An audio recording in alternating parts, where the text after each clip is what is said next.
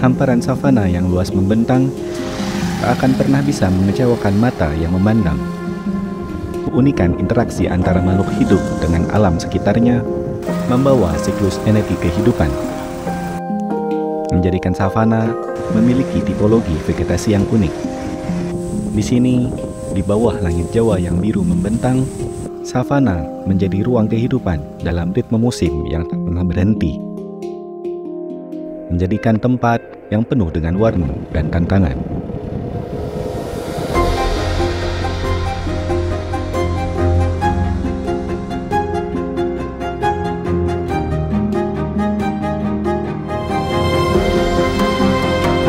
Selamat datang di Taman Nasional Baluran, Situbondo, Jawa Timur. Kawasan Baluran memiliki beragam jenis tipe ekosistem, mulai dari ekosistem pantai hingga pegunungan. Bentukan vegetasi kering yang mendominasi kawasan Baluran secara umum dipengaruhi oleh faktor iklim kering yang panjang, jenis tanah vulkanik, dan curah hujan yang menjadi sumber air. Posisi Gunung Baluran yang berada di tengah kawasan menjadi batas vegetasi yang kontras antara bagian selatan yang kawasan hutan dan bagian utara yang didominasi oleh savana.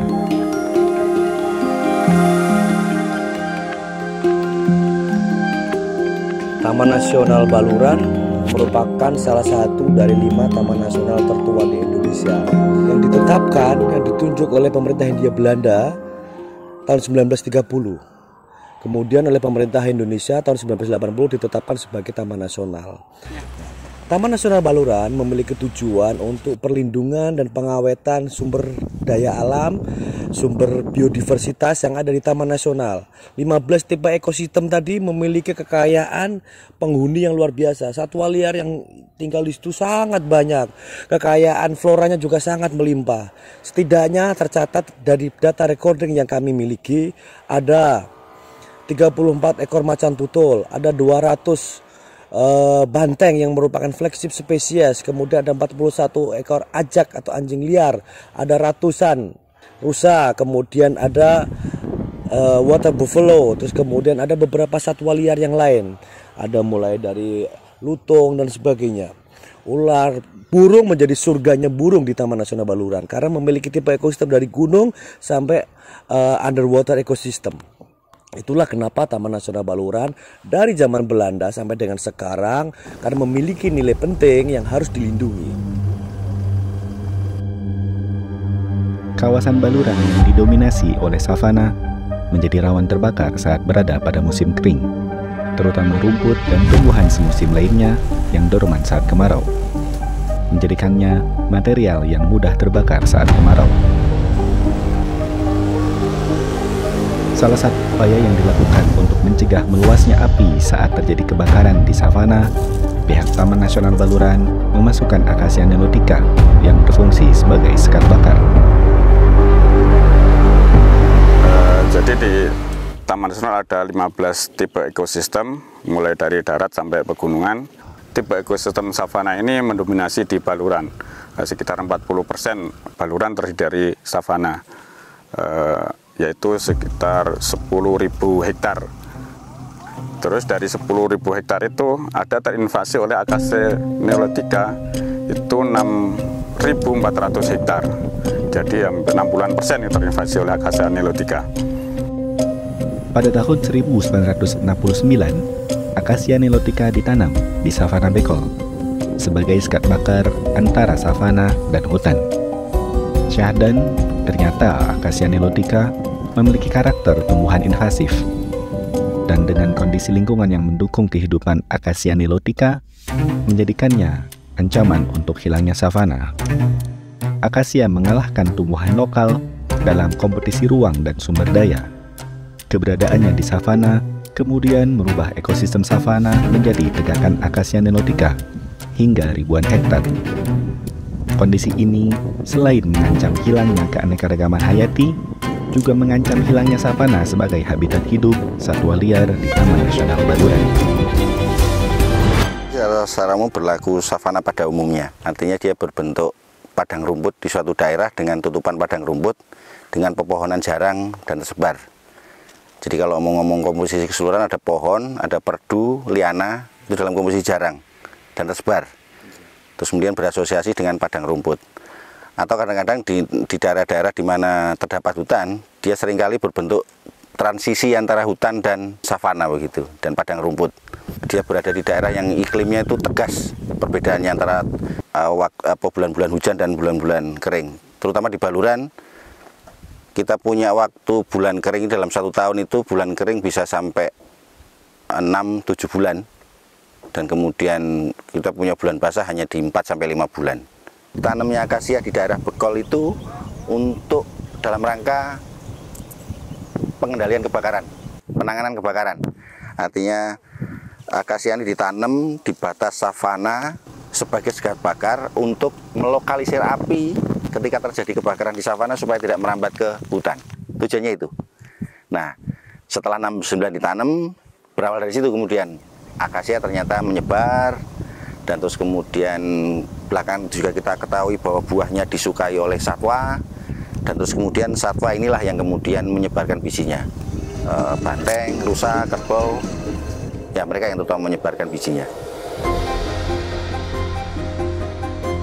Menyebarnya akasia di Taman Nasional Baluran terjadi secara alami, mengikuti siklus musim yang terjadi. Akasia menjadi penseleksi alami bagi vegetasi yang tumbuh di bawah tegakannya. Hanya tumbuhan yang toleran di bawah naungan yang dapat tumbuh. Pengendaliannya pun tidaklah mudah. Sebarannya yang begitu luas, batangnya yang keras, serta rantingnya yang berduri, menjadikan akasia nilotica sulit untuk dikendalikan. Jadi pengendalian awal yang diorganisir oleh Kementerian Kehutanan dan Lingkungan itu tidak berhasil. Nah, mulai tahun 2011 kami coba akasianya di bulldozer, kemudian pohonnya ditumpuk dibakar. Ya, itu berhasil mengendalikan akasia. Tetapi sesudah akasianya itu dikendalikan, ternyata yang tumbuh bukannya rumput saja, tetapi juga gulma berdaun lebar. Itu begitu lebatnya, sehingga lebih kelihatan gulmanya daripada rumput. Nah, pada waktu itu Biotop dihubungi untuk membantu mengendalikan itu. Kami coba bahwa herbisidanya itu selektif, mematikan gulma berdaun lebar, tetapi tidak melukai rumput. Nah, itu berhasil. Kemudian rumputnya tumbuh lagi gitu. Tetapi itu hanya setahun. Oleh manajemen, oh itu gulmanya sudah nggak ada, nanti nggak akan tumbuh lagi. Ternyata masih tumbuh lagi karena bijinya masih banyak. Ketika yang dimatikan itu gulma berdaun lebar, gulma berdaun lebar di bawah naungan apa saja, akasia, karet, atau kelapa sawit, lebih mudah dimatikan.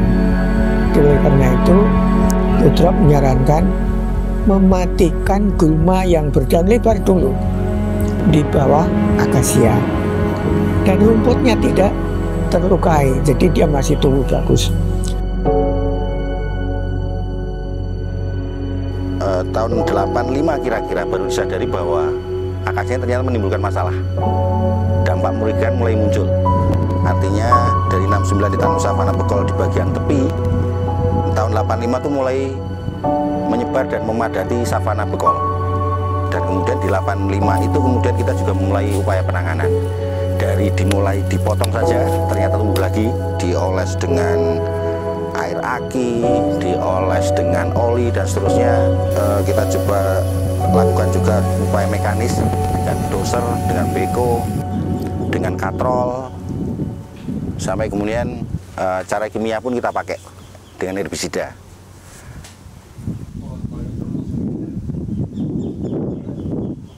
Saat ini, pengendalian akasia di Taman Nasional Baluran dilakukan dengan berbagai metode. Antara lain, metode pencabutan manual untuk semainya, tebang dan oles untuk ukuran pancang, tiang, dan pohon.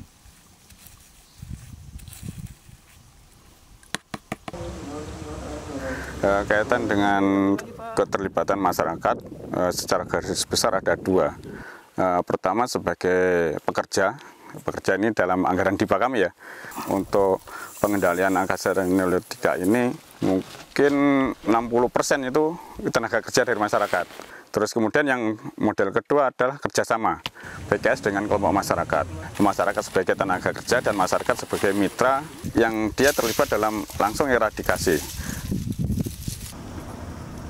Melalui pelibatan masyarakat dalam pengendalian akasia, masyarakat mendapat berbagai keuntungan, baik dari segi ekonomi maupun pemanfaatan akasia sebagai bahan untuk dijadikan kerajinan bonsai, dan sebagai bahan baku pembuatan arang yang sudah diekspor hingga ke mancanegara.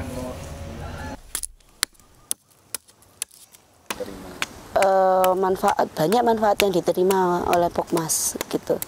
Kita dapat nilai ekonomi dari penanganan akasia, karena bagaimanapun ini termasuk pemasukan bagi mereka, juga pendapatan yang pasti untuk mereka. Invasi Acacia nilotica di Taman Nasional Baluran merupakan contoh nyata dampak jenis asing invasif, terutama terhadap perubahan ekosistem alami dan penurunan fungsi habitat. Diperlukan pendekatan secara ekologi dan biologi dari jenis asing invasif dan hubungannya dengan faktor lingkungan, agar pemulihan ekosistem dapat terjadi dengan baik. Monitoring kawasan secara rutin juga perlu dilakukan untuk mencegah munculnya invasi baru dari jenis asing invasif lainnya.